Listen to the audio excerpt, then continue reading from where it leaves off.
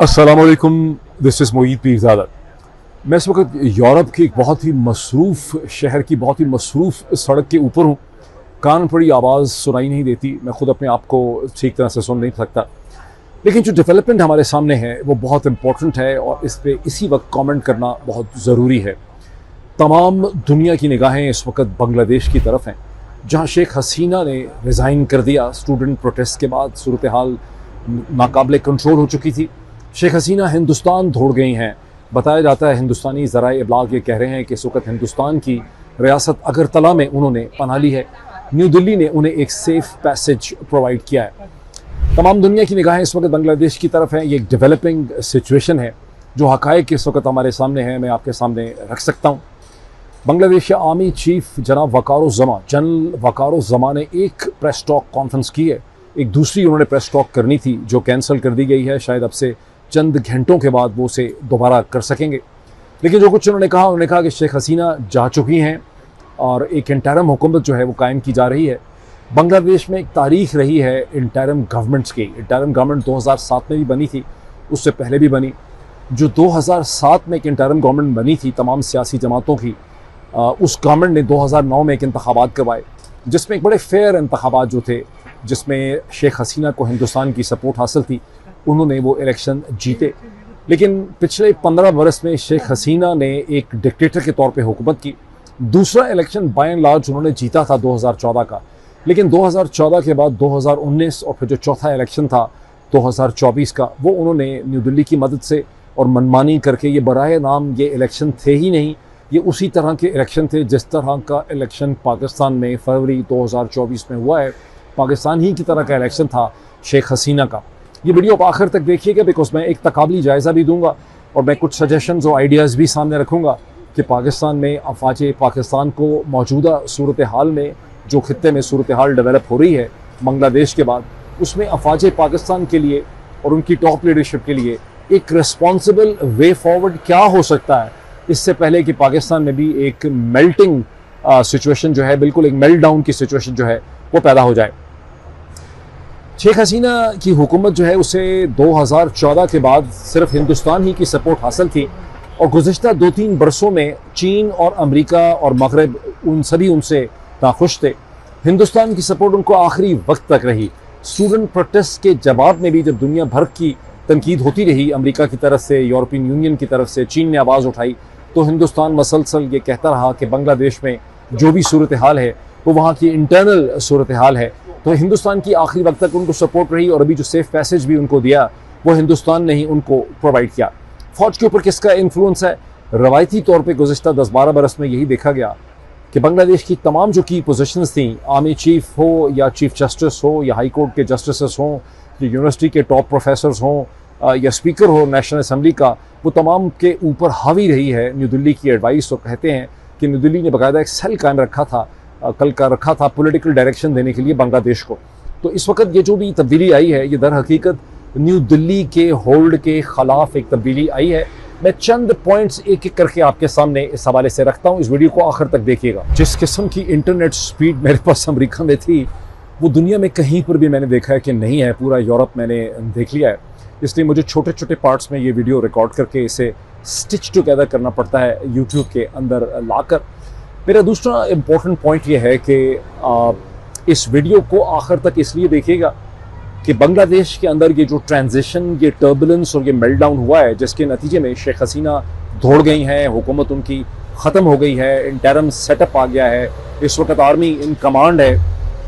इस सारी सूरत हाल की पाकिस्तान से बहुत ज़्यादा मुमासलत है, ख़ास करके इस वजह से भी कि आज ही के दिन में 5 अगस्त 2024 में दुनिया भर में इमरान खान की 1 साल की गिरफ्तारी के हवाले से, उनकी रिहाई के हवाले से मुजाहरे हो रहे हैं। और सबाबी में, खैबर पख्तूनख्वा में हज़ारों की तादाद में लोग कल रात से 4 अगस्त से पहुँच रहे थे। वहाँ के तमाम होटल, इन्स, जगह, घर लोगों के जो हैं वो भर चुके हुए थे। और मेरी अंडरस्टैंडिंग है कि वहाँ पाकिस्तान की तारीख़ का एक बहुत ही बड़ा अजीम शान जलसा, आज के दिन में एक रैली जो है वहाँ पे कंटिन्यू कर रही है। इन चीज़ों को भी पाकिस्तान ने समझने की ज़रूरत है। अब तक पाकिस्तान के अरबाबे इख्तियार, पाकिस्तान के ताकतवर जनरल साहिबान और पाकिस्तान की सियासत पे, वो तो है ही सारे 2 नंबर, उन्होंने इसे कहते हैं इस सूरत हाल की जो नाजुक नेचर है, नज़ाकत जो है, उसे ठीक तरह से अंडरस्टैंड नहीं किया।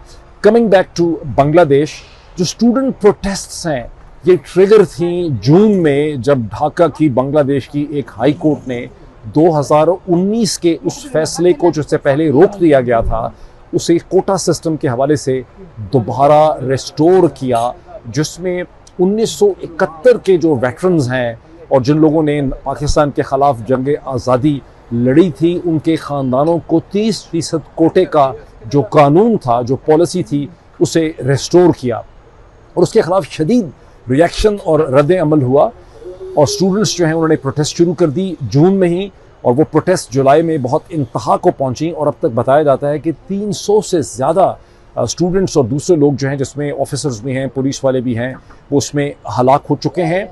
21 जुलाई को बांग्लादेश की टॉप कोर्ट सुप्रीम कोर्ट ने हाई कोर्ट के उस फैसले को सस्पेंड किया, रिवाइज और मॉडिफाई किया और 30% के कोटे को रिड्यूस कर दिया 5% में। लेकिन उस वक्त तक 200 से ज़्यादा लोग जो हैं वो हलाक हो चुके थे। स्टूडेंट प्रोटेस्ट ठंडी नहीं हुई और मुझे शक है कि by the time student protest ने एक ऐसा मोमेंटम गेन कर लिया था कि कुछ बैरूनी ताकतें जो हिंदुस्तान के तसल्लुत से नाखुश थीं, बांग्लादेश के अंदर बांग्लादेश की सूरत हाल से नाखुश थीं, उन्होंने भी अपना वज़न जो है इन प्रोटेस्ट के अंदर डाला। गुज़िश्ता 24 घंटे में 100 के करीब लोग जो हैं वो बांग्लादेश में हलाक हुए और स्टूडेंट लीडर जो हैं आसिफ महमूद और जस्ट मूवमेंट, उन्होंने ढाका की तरफ मार्च का, और ढाका बजाते खुद ही बहुत बड़ा शहर है, बांग्लादेश की आबादी तकरीबन 160-170 मिलियन है, लेकिन उसमें ढाका बजाते खुद ही 20 मिलियन से ज़्यादा बड़ा शहर है कराची की तरह का।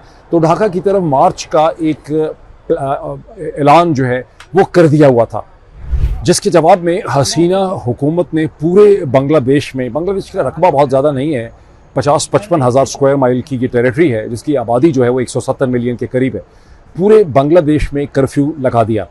जून जुलाई से लेकर अब तक की पहली दफ़ा कर्फ्यू नहीं लगा, लेकिन इस दफ़ा मुकम्मल बांग्लादेश में कर्फ्यू लगा दिया गया और ढाका समेत तमाम बड़े शहरों में फ़ौज के बख्तरबंद दस्ते, टैंक, आर्मोड पर्सनल कैरियर्स, आर्मोड गाड़ियाँ, उसके साथ पुलिस के दस्ते जो हैं, और जगह जगह जो है फायरिंग हुई, क्लैश हुआ। और इस क्लैश के नतीजे में जो मिनिमम फिगर 91 से लेके 100 यानी 91 से लेके 100 से ज़्यादा तक का फिगर जो है उसको दुनिया भर की खबर रसाई एजेंसीज जो हैं वो कोट करती हैं। ये वो सूरत हाल है जिसमें शेख हसीना एक जाने से पहले भी एक पब्लिक स्पीच करना चाहती थी कि मैं निकल रही हूँ, सूरत हाल ख़राब है, लेकिन कहते हैं कि सूरत हाल का जो मेल्ट डाउन है वो इतनी तेज़ी से हुआ कि शेख हसीना के एड्स ये कहते हैं कि वो अपनी वो स्पीच भी रिकॉर्ड ना कर सकें और उन्होंने वहाँ से दौड़ लगाई हिंदुस्तान की तरफ। और जो इस वक्त अकॉर्डिंग टू जो इंटरनेशनल न्यूज़ एजेंसीज़ हैं, जिसको मैंने देखा है, जिसमें अल जज़ीरा है, जिसमें BBC है, जिसमें रॉयटर्स है, जिसमें AFP है, जिसमें अमेरिकी खबर रसाई एजेंसीज़ हैं, उनका एस्टिमेट है कि 4 लाख से कम 5 या 6 लाख लोग जो है वो सिर्फ ढाका की सड़कों के ऊपर निकल आए और जो बैरियर्स रखे गए थे, जो रुकावटें रखी गई थी, उसको लोगों का ये हजूम जो है वो खसो खाशाक की तरह बहा के ले गया। यहाँ पर पाकिस्तान के लोगों को, पाकिस्तान के तज्जियाकारों को, बांग्लादेश के अवाम, उनके गैज़ो ग़ज़ब, उनकी पॉलिटिकल कॉन्शियसनेस और उनके जज्बात को, पाकिस्तान के अंदर जो एक ज़हनी जमूद है, जो लैक ऑफ पॉलिटिकल कॉन्शियसनेस है कि पाकिस्तानी अवाम जो है उनके अंदर एक इनबिल्ट कैपेसिटी है एब्यूज़ को, बदतमीज़ी को, इंसल्ट को, ह्यूमिलिएशन को बर्दाश्त करने की, उसका कंपैरिजन करना जो है बहुत ज़रूरी है। और चंद लम्हों में मैं इसकी बेहतर आपको मज़ीद एक्सप्लेनेशन जो है मैं दे सकता हूँ। अब ये देखिए कि अब तक जो रोल बांग्लादेश की फ़ौज का, बांग्लादेश की आर्मी का जो रोल हमारे सामने आया है, ये बड़ा रिस्पॉन्सिबल रोल है। जनरल वकारुज़्ज़मा ने अपनी जो ब्रीफ स्पीच या प्रेस टॉक की है उसमें उन्होंने कहा है कि बांग्लादेश की फ़ौज जो है वो किसी भी तरह आवाम के और पब्लिक के इंटरेस्ट के ख़िलाफ़ कोई इक़दाम जो है वो नहीं उठा सकती। लेकिन जहन में ये भी रही है कि चंद हफ्ते पहले बांग्लादेश की जूनियर ऑफिसर्स ने, कैप्टन्स और मेजर्स जो हैं, उन्होंने एक स्टेटमेंट इशू की थी जो सोशल मीडिया पे चल रही थी। उस वक्त बहुत सा शक था कि ये जेन्युइन है कि नहीं है, लेकिन अब वो बात बिल्कुल जेन्युइन लगती है, बिकॉज उस स्टेटमेंट के ज़रिए जूनियर ऑफिसर्स ने सीनियर हाई कमांड को ये कहा था कि बांग्लादेश के आर्मी के जूनियर अफसरान किसी भी ऐसे इक़दाम और एक्शंस को सपोर्ट नहीं करेंगे जिसमें द आर्मी ऑफ बांग्लादेश को आप पिच कर दें against the people and against the students. उन्होंने कहा था कि ये करप्ट पॉलिटिकल एलीट हैं और हम किसी सूरत भी बांग्लादेश के आवाम के ऊपर गोली नहीं चलाएंगे, हम इस चीज़ के अंदर नहीं पड़ना चाहते। ये जो रैंक्स का प्रेशर है और जो बांग्लादेश की आर्मी के जूनियर अफसरान जो हैं, captains and measures and colonel's, उनका जो अपवर्ड प्रेशर है और उनकी जो लेवल ऑफ पॉलिटिकल कॉन्शियसनेस है, इसे गौर से देखने की ज़रूरत है। Because generals are as good जितनी कि उनकी आर्मी नीचे से कहती है। ये भी बहुत नोट करने वाली बात है कि किस तरह से बांग्लादेश की जो सिविल मिलिट्री ब्यूरोक्रेसीज हैं और उनकी जो मिलिट्री है, उसके यहाँ एक एडवांस पॉलिटिकल कॉन्शियसनेस पाया जाता है, जो बांग्लादेश की तारीख के तगय्युर और तबद्दुल के अंदर उसकी जो एवोल्यूशन हुई है पॉलिटिकल कॉन्शियसनेस की, उसमें उसे समझा जा सकता है। अब एक नेचुरल कुदरती सवाल पैदा होता है कि जो सारी तब्दीली इतनी बड़ी आई है, जो पॉलिटिकल बेल्ट डाउन हुआ, जो कैंपेन, जो एजिटेशन है, जो एक पॉलिटिकल डायरेक्शन सेट हो रही है बांग्लादेश में in the east of India, इस डायरेक्शन में कोई एक्सटर्नल हैंड्स भी हैं। So first of all it's important to understand कि इसमें प्रिंसिपल रोल तो स्टूडेंट प्रोटेस्ट का है। वहीं से कहानी ट्रिगर होती है जब जून में बांग्लादेश की हाई कोर्ट का एक फैसला आता है कोटा के हवाले से।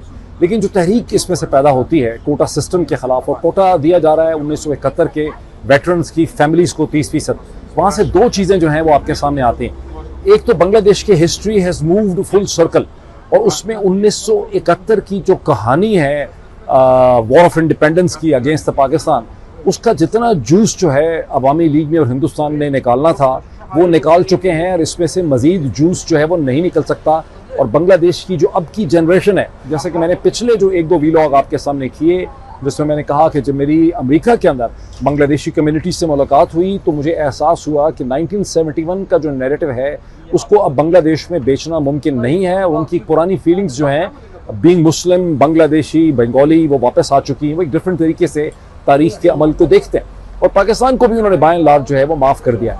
तो ये जो नैरेटिव है जिससे शेख हसीना और हिंदुस्तान बार बार जूस निकाल रहे हैं, ये नैरेटिव जो है अब बांग्लादेश में बिक नहीं रहा।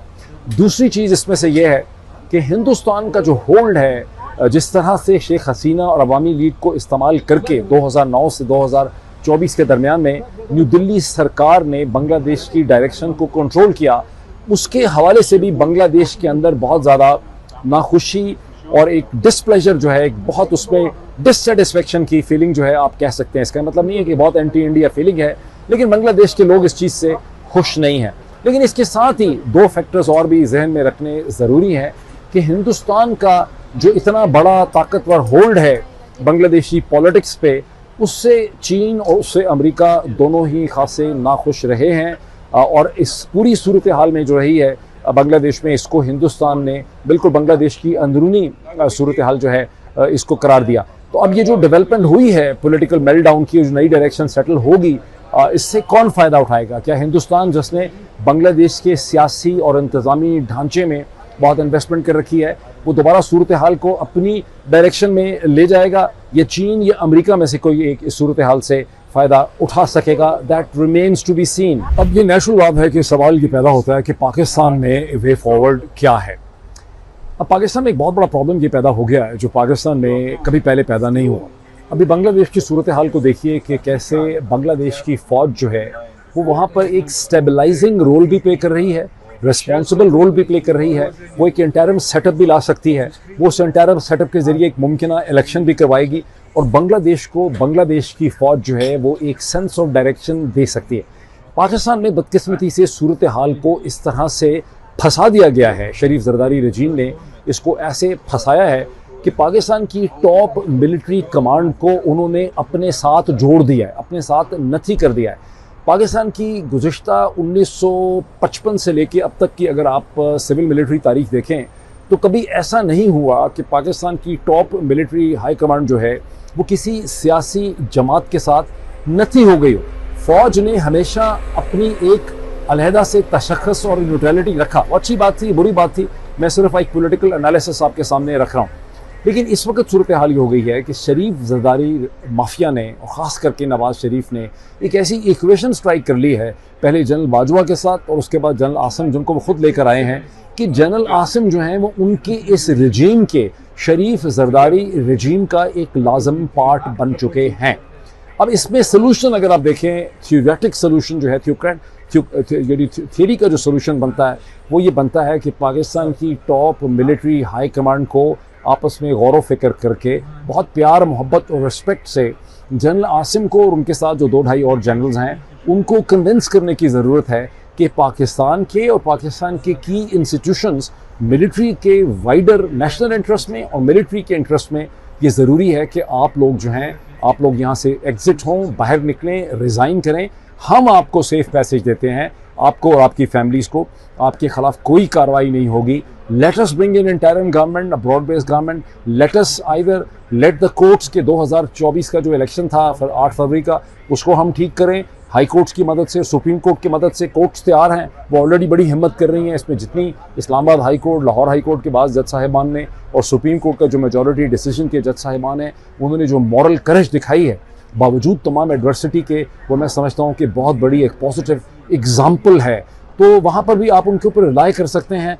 जनरल आसिम और उनके जो कोलीग्स हैं उनको बिल्कुल उस तरह से इज़्ज़त के साथ रिस्पेक्टफुली उनको रिज़ाइन करने पे मजबूर किया जाए जिस तरह से अमेरिका में डेमोक्रेटिक एस्टैब्लिशमेंट ने प्रेसिडेंट बाइडेन को बहुत प्यार मोहब्बत से परसुएड किया है कि सर अब आपकी प्रेसिडेंट साहब, आपका बड़ा अच्छा रोल रहा, माजी में आपने रिस्पॉन्सिबल रोल प्ले किया, आपने इकोनॉमी को स्टेबलाइज किया, लेकिन इस स्टेज पे democratic establishment to democratic party के लिए जिस किस्म के चैलेंजेस हैं उसमें अब आपकी बिल्कुल ज़रूरत नहीं है और आपकी कंटिन्यूइंग प्रेजेंस जो है वो नुकसानदेह है। इसी तरह से जनरल आसिम मुनीर, उनके साथ जो 2-2.5 जर्नल साहिबान हैं, उन्हें पाकिस्तान आर्मी के आर्म फोर्सेस के लार्जर इंटरेस्ट में अपनी जगह खाली करनी चाहिए। आर्मी को स्टेप इन करना चाहिए, जैसे कि बांग्लादेश की आर्मी एक रिस्पॉन्सिबल रोल प्ले कर रही है, वो बिल्कुल न्यूट्रल रहे हैं। पाकिस्तान में भी फौज हमेशा न्यूट्रल रही है। अच्छा, अब इसमें दरमियान में एक बड़ी कन्फ्यूजन है। चूँकि मैं पॉलिटिकल कॉन्शियसनेस की बात करता हूँ, please forgive me for being sounding arrogant, लेकिन बदकिस्मती से जब आप पाकिस्तान के अंग्रेज़ी अखबारात के अंदर देखते हैं जिनसे आप एक्सपेक्ट करते हैं कि वो आपको एक सीनियर लॉजिकल प्रोफेशनल एनालिसिस दे सकेंगे पॉलिटिक्स का, तो आपको वहाँ पे कोई एनालिसिस नज़र नहीं आता। डिस्क्रिप्टिव बातें करते हैं सारे डॉन में ट्रिब्यून के अंदर। जब आप कंपेयर करते हैं जो कुछ अब हो रहा है, जो अब हुआ है फ़ौज और सारी सिचुएशन में नवाज़ शरीफ के साथ जो अलायंस है फ़ौज का, ऐसा अलायंस कभी भी मिलिट्री इस्टेब्लिशमेंट का जनरल साहिबान का इमरान खान के साथ नहीं था। इमरान खान ने तो एक आर्मी चीफ नहीं लगाया अपनी ज़िंदगी में। इमरान खान का कोई भी अलायंस मिलिट्री इस्टेब्लिशमेंट के साथ नहीं था। ये तो टर्म उस वक्त हाइब्रिड रजीम की सोच समझ के PMLN ने, जनाब फ़हाद हुसैन साहब ने ये टर्म एक टेलीविज़न प्रोग्राम में और एक आर्टिकल लिख के उन्होंने ये रिलीज़ कर दी थी। इमरान खान को आप ये कह सकते हैं कि मिलिट्री ने फैसिलिटेट किया अपने इंटरेस्ट के अंदर, बिकॉज नवाज़ शरीफ को वो समझते थे कि उसका एक अलायंस जो है वो मोदी रजीम और सरकार के साथ बन रहा है और वो फ़ौज के ख़िलाफ़ उस अलायंस का इस्तेमाल कर रहा है। तो वहाँ पर जनरल बाजवा जो है वो नवाज़ शरीफ को बचा ना सके और जनरल राहील शरीफ और उसकी पिछली जो एक इस्टेब्लिशमेंट चली आ रही थी, उन्होंने नवाज़ शरीफ को फारिग करना था। इमरान खान के साथ अलायंस इस्टेब्लिशमेंट ने किया, इमरान खान को फैसिलिटेट इस्टेब्लिशमेंट ने किया, लेकिन इमरान खान को कभी भी पाकिस्तान की इस्टेब्लिशमेंट के ऊपर कोई कंट्रोल और इन्फ्लुएंस नहीं था। और 2018 के इंतखाबात के अंदर भी उन्होंने अपनी मर्ज़ी से इमरान खान की 15-20 सीटें पंजाब में कम कर दी ताकि इमरान खान को कमज़ोर रखा जा सके। अच्छा, साथ साथ एक दो टेक्निकल बातें कर लूँ कि जिस किस्म की इंटरनेट स्पीड आपको अमेरिकन कैरियर्स देते हैं मोबाइल इंटरफोनी के अंदर, मोबाइल्स के, उसका कोई कंपैरिजन जो है वो यूरोप में किसी भी जगह से नहीं है। मैंने सारा देख लिया है। और अमेरिकन कैरियर जब आपको इंटरनेट देता है तो वो जब आप अपलोड करते हैं तो वो मैक्सिमम फोकस अपलोड, यानी अपलोड और डाउनलोड जो है उसको वो स्विच करते हैं। बाकी सारी दुनिया में मुझे ऐसा लगता है कि डाउनलोड आपको बहुत ज़्यादा मिलती है लेकिन अपलोड आपको उस किस्म की नहीं मिलती। लेकिन US में जब आप अपलोड करते हैं तो आपको अपलोड भी इक्वल मिलती है AT&T से और बाकी सारे कैरियर से। ये बहुत बड़ा एक फ़र्क है। Coming back to the situation, just my last comments, आप ये देखें कि मैं जो भी एनालिसिस ऑफ़र कर रहा हूँ स्टार्टिंग फ्रॉम 3 मार्च 2022, ये वेस्टर्न किसी भी यूनिवर्सिटी जो पॉलिटिकल साइंस और हिस्टोरिकल एनालिसिस जहाँ से आप पढ़ते हैं, बिल्कुल ऑर्डिनरी और सतही में एनालिसिस जो है मैंने ऑफ़र किया। ये सिर्फ बदकिस्मती है कि हमारे यहाँ सम और दी अदर यूनिवर्सिटीज़ ने ये एनालिसिस जो है लोगों को दिया नहीं और मुझे ये डॉन और ट्रिब्यून के सफ़ों के अंदर ये एनालिसिस उनके सफ़ात के अंदर नज़र नहीं आता। अब आप ये देखें कि 3 मार्च 2022 को इस नाचीज़ ने इस्लामाबाद के अंदर बैठ के ये बताने की कोशिश की थी कि जनरल बाजवा, मैं नाम नहीं लिया था उस वक्त जनरल बाजवा का, कि मैंने कहा था कि जो चीज़ें करने की कोशिश की जा रही है, जो तब्दीली लाने की कोशिश की जा रही है, ये दर हकीकत तारीख़ की थ्रस्ट के मनाफी है, ये जस्टिफाई नहीं हो पाएगी। बेसिकली नवाज़ शरीफ और आसिफ अली जरदारी के दरमियान में जो डील हुई थी, उस डील के नतीजे में अफवाज पाकिस्तान डिस्क्रेडिट हो जाएंगी, तनहा रह जाएंगी। अब आप उसके 2 बरस सवा 2 बरस के बाद देखें, एग्जैक्टली यही चीज़ हुई है। सिर्फ बेवकूफ़ी इतनी है कि वो उल्टा हम जैसे, मेरे जैसे लोगों को ये ब्लेम कर रहे हैं कि हमने उन्हें बदनाम कर दिया है और हमारी आवाज़ को और एनालिसिस को दबाने की कोशिश कर रहे हैं। मेरे खिलाफ पता नहीं कितने मुतादिद किस्म के केसेस बनाए हुए हैं, वतन की गद्दारी का, दहशतगर्दी का, ट्रीजन का। मेरी बीवी के खिलाफ केसेस बनाए हुए हैं, मेरा NIC जो है वो सीज़ कर लिया है, मेरा पासपोर्ट जो है वो सीज़ कर लिया है, मेरी प्रॉपर्टी सीज़ कर ली है, मेरा बैंक अकाउंट जो है वो सीज़ कर लिए हैं। शायद ऊपर टॉप पे उनको पता भी नहीं होगा कि क्या कुछ जो है मेरे खिलाफ एक्शन उठाए हुए हैं, लेकिन that does not take away my Pakistani sense of identity. And with the strength of that sense of identity, मैं clearly as a keen student of political science देखता हूँ कि पाकिस्तान में इस वक्त जो सूरत हाल है, it is the 5th largest population in the world, 2nd largest Muslim nation. ये पॉलिटिकल सिचुएशन अनसस्टेनेबल है, जिसमें अफवाज पाकिस्तान और मिलिट्री हाई कमांड ने नवाज़ शरीफ, शहबाज शरीफ, मरियम नवाज़, हमज़ा और इस किस्म के इनके जो बाकी नौकर चाकर हैं ख्वाजा आसिफ की तरह के, इन सब की बोसीदा सियासी लाशों को अपने कंधों पे उठाया हुआ है। और हर दिन इससे पाकिस्तान की मिलिट्री की जो एबिलिटी है to serve the system in the realm, वो कमज़ोर पड़ती चली जा रही है। वो एबिलिटी जो बांग्लादेश की फ़ौज ने आपके सामने गुज़िश्ता 24 घंटे में, ये गुज़िश्ता चंद दिनों में डिस्प्ले की है, वो सेंस ऑफ डायरेक्शन दे सकते हैं। आपको सेंस ऑफ डायरेक्शन देने के लिए प्यार मोहब्बत से, रिस्पेक्टफुली जनरल आसिम को और उनके 2-2.5 जो कोलीग्स हैं, उन्हें आपको फारिग करना होगा। अगर आप एक इंस्टीट्यूशन हैं, अगर अब आप एक इंस्टीट्यूशन ही नहीं है, वो एक अलग सिचुएशन है। अब इतना ही, फिर चंद घंटों में मुलाकात होती है। Thank you.